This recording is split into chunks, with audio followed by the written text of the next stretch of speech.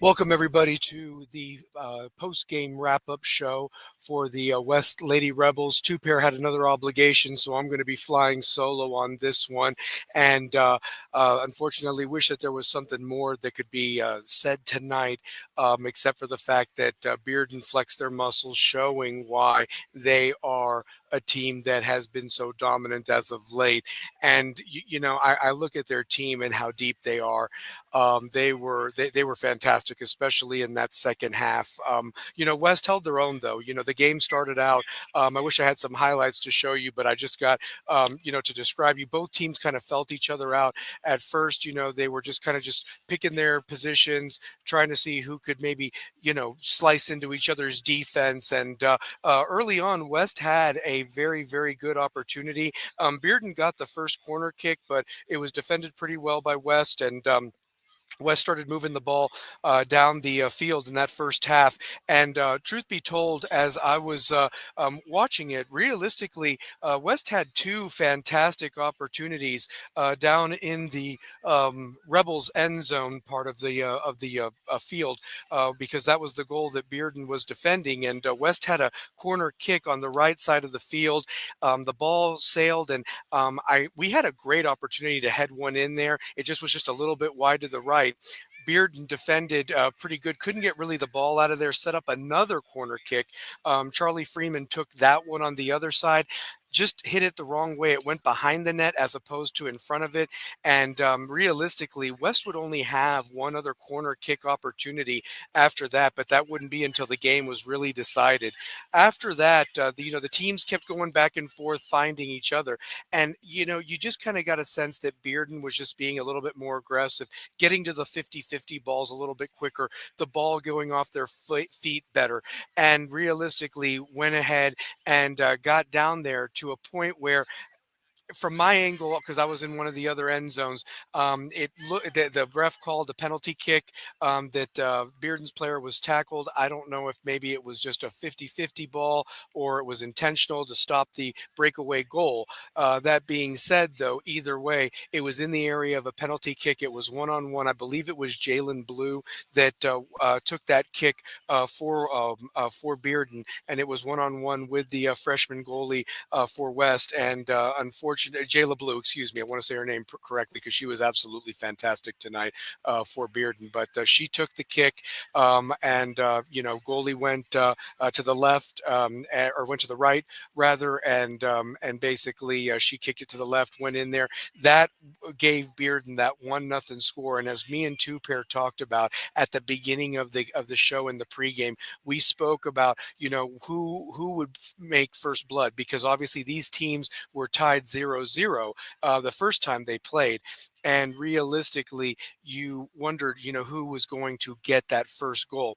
For me, I felt that it was a mental edge that West needed to see that goal go in because of the results of the last couple of years in this same scenario, despite it being in a different venue.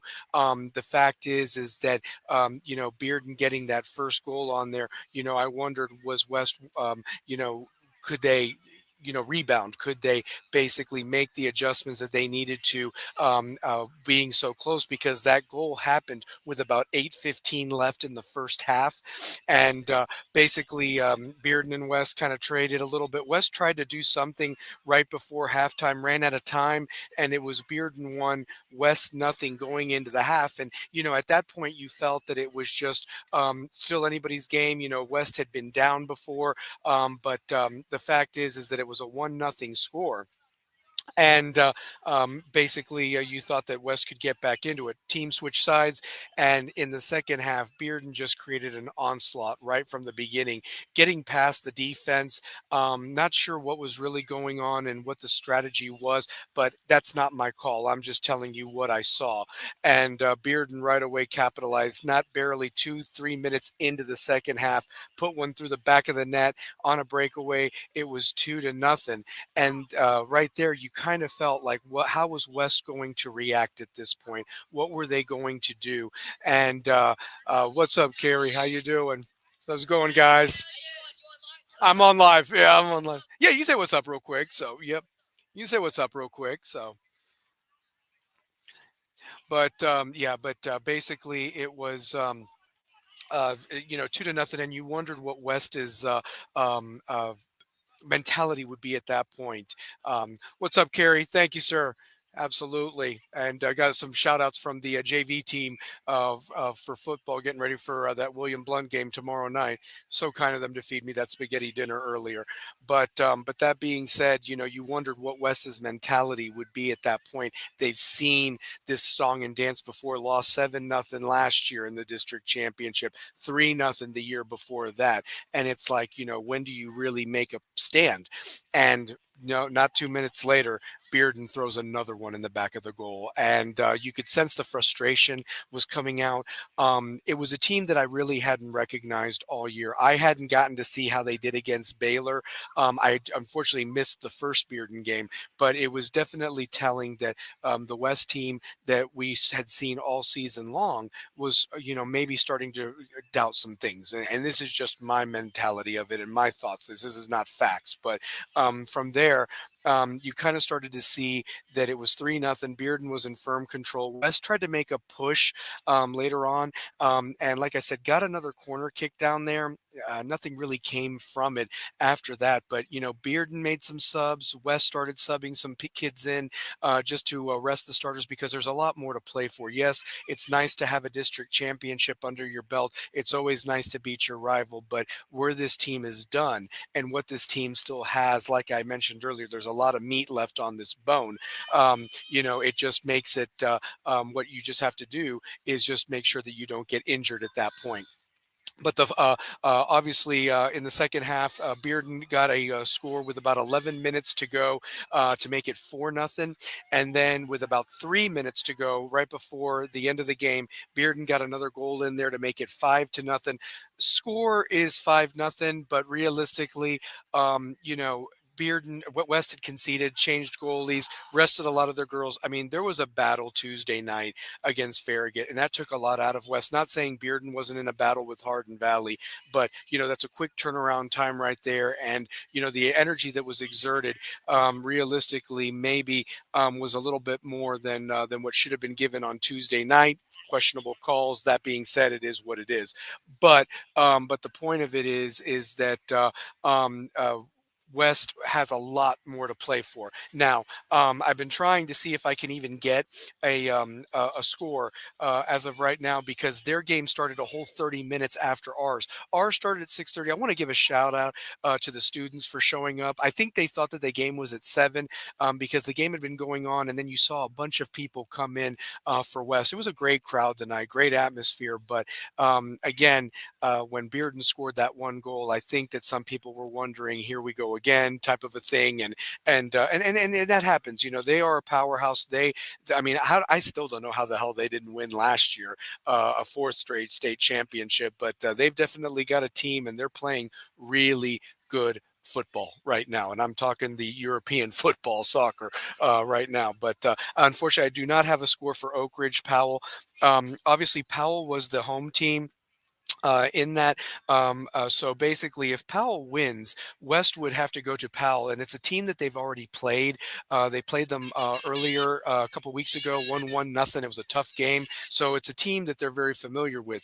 If it is Oak Ridge that was on top tonight, then basically West will play Oak Ridge, and West beat them earlier in the year when they were a very young team. Both teams are obviously very different. Oak Ridge has that win over Bearden, so gotta makes you wonder. It's how certain teams match up, and who was playing, who wasn't.